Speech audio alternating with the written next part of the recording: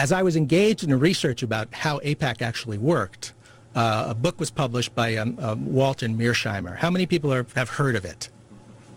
How many people have actually read it? There you go. It's quite common. I had a lot of problems with that book. You've gone to lectures by it? That's good. Most people think they know what it says because they read about it. I had a lot of problems with their work. My main problem was they apparently got an advance of about $500,000 to write it. And my advance paid for one halfway trip to Detroit. So that's my main problem.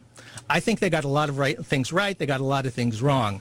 But if they really looked at the conventional Israel lobby, they would have found that there were chinks in its armor. There were things that the rest of us, Americans, Christians, and Muslims who disagreed with it could take advantage of. I found that it relied in large part on smoke and mirrors, on the manipulation of perceptions to create exaggerated notions of its influence and its resources. It's what my wife, who's in the advertising industry, calls power puffery. I love that. So it sparks fears in the hearts of politicians who are led to believe that they'll be punished if they defy the lobby and rewarded if they please it. Well, there's some reason for those fears, don't get me wrong, but they're actually overblown. Now, those of you following along, please turn to page 15. You bought your books, right? No? I feel like a rabbi up here. There'll be a kiddush after the service. In my experience, exaggerated notions of the lobby's power discourage American Jews who disagree with it from opposing it. As I was reading Mearsheimer and Walt's work, I worried that it would prompt potential recruits in a Middle East peace bloc to throw up their hands in despair, assuming that no one could stop AIPAC and its allies.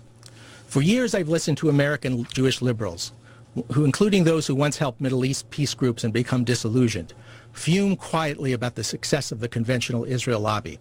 And I've watched them sigh or murmur phrases like, "There's nothing we can do," or as one of them once sneered to me, "Good luck, Rabbi Don Quixote." This is a great sentence. Just get ready for it.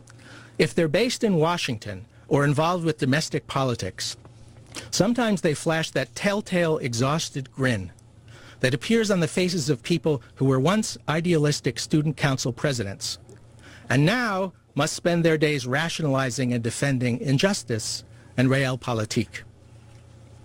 In fact, there's much they can do. And my hope is that if American Jews and other Americans, especially in Washington, learn there's a little less to the conventional Israel lobby than meets the eye, if they understand that it is, say, a 400-pound gorilla rather than an 800-pounder, they will be emboldened to do something about it instead of passively accepting its predominance. So, one source of its purported power is, and you see this in websites and the blogosphere all over the world, as well as in Walter Mearsheimer's book, is that somehow American Jewish donors own and control the United States government, that it's Jewish money that makes AIPAC so powerful. Yeah, to some extent, there's truth to that. But we're led to believe that political donors who support Israel use their money to suppress criticism of Israel from Congress and the White House.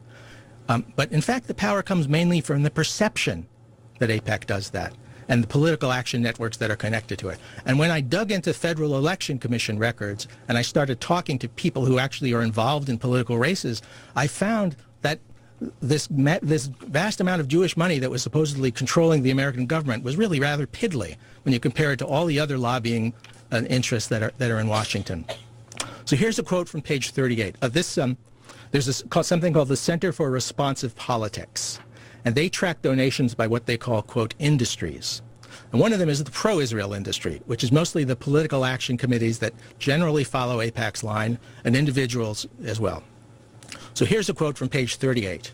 As defined by the CRP, the AIPAC-influenced pro-Israel industry contributed $5.1 million to congressional incumbents for the 2004 races. Now that's a lot of money, but lawyers and law firms, the top-ranked industry, contributed more than $86 million, much more than the pro-Israel crowd. The real estate industry contributed close to $35 million. Now those two are part of an elite group of major league influence buying machines in Washington, which includes Big Pharma, the insurers, the defense industry, and mostly corporate interests. Compared to them, the AIPAC pro-Israel network is more like a AAA franchise that tries to convince people that it belongs in the major leagues. And most importantly, the AIPAC influence network does not contribute substantial amounts to most individual members of Congress. It has a big impact on some races, but it really has a minimal impact on both of them. Another assumption that doesn't quite hold up is that if someone in Congress defies AIPAC or disagrees with it often enough, then money is going to be poured into the coffers of their opponents in the next race that they run. Now, there are some examples of that. And people who spend their time bashing Israel and the American Israel lobby will quote you chapter and verse from what happened to Paul Findley and Charles Simon and a variety of others, Cynthia McKinney and Earl Hilliard in the fairly recently, two Congress people.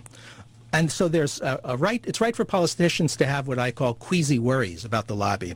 But it's a myth that if you take an independent position on Israel, it's a myth that if you don't do whatever AIPAC tells you to do, that's going to ruin your political career. That's in fact ridiculous. When AIPAC's attackers and apologists evaluate its power, a mildly promising fact is never mentioned. Some members of Congress take independent positions on the Middle East and defy AIPAC, yet nothing happens to them. AIPAC knows that these members can't be defeated, so AIPAC doesn't take them on. Surely many more incumbents could follow suit without risking their political careers. Just one example, Senator Robert Byrd, the Dean of the Senate, the guy who's so eloquent on C-SPAN all the time. I'm joining his company now. Now, he hasn't hesitated for years to rail against unrestricted aid to Israel. And if there's anything that's sacrosanct to the conventional Israel lobby, and frankly to me also, it's aid to Israel. But AIPAC doesn't do anything about him because they know they can't possibly defeat Robert Byrd. There are a bunch of others, actually, in Congress, and if you buy my book, you'll see who they are. And more incumbents could follow suit without risking their careers. Now, one reason they don't is sheer gutlessness. Another is fear. And yes, there's also a sense of common values with Israel, a desire to support it, the mistaken idea that signing whatever resolution AIPAC puts in front of them means they're a friend of Israel. I don't think that's always the case. Now, Congress doesn't make foreign policy. It's the president and the executive branch. So Congress actually has a limited ability to do any of this stuff that we're worried about in the settlements, although they obviously can put up roadblocks on the path to peace. What is the impact of the conventional Israel lobby on the executive branch? What I found from interviewing former State Department officials, I went all the way up to Brent Scowcroft. I couldn't get to any presidents. And mid-level bureaucrats was that the main impact of the conventional Israel lobby comes from fears about the Jewish community, how it might react. Fears of how it might respond to things you say. So those fears cause a kind of anticipatory veto, a censorship not only of speech, but also of thought. It's these fears that have caused one administration after another to raise objections to Israeli settlement expansion and then back down with ineffectual complaints. To turn what Daniel Levy, a former Israeli negotiator, calls an enabler, the equivalent of someone who gives a drunk driver the keys to the car. Now, within every administration, they're worried about the kinds of confrontations that greeted Jimmy Carter and George H.W. Bush, George's the most recent president's dad. They had famous squabbles with the American Jewish community. But there's also hope from those precedents. Will the congregation please turn to page 13? Here's a quote. Some administrations have ignored or overcome these fears and anxieties. Quote, history shows that when presidents are determined to do something in U.S. interests, the lobby folds, said Samuel Lewis, a former U.S. ambassador to Israel who has held several other State Department posts related to the Middle East. As George Bush, H.W. Bush, demonstrated, the White House can win the fight. Carter had all kinds of problems with the Jewish community, but that didn't stop him from going forward with our Middle East policy. The lobby didn't have a substantive impact on Carter. To the extent that he was influenced in Israel's favor, it was by the Israelis. Now, Clinton stood up to them to some extent.